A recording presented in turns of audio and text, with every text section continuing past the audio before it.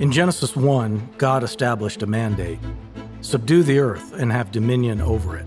At the Masters University, we see engineering as a clear fulfillment of that command.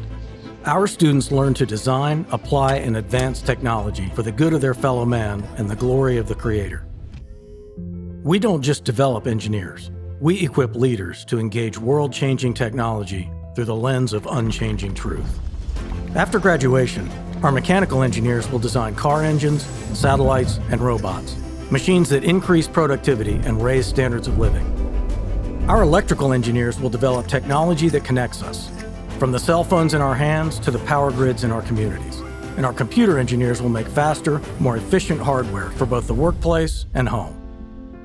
So come to the Masters University, study engineering, and be equipped to fulfill the Creator's mandate: subdue the earth and have dominion over it.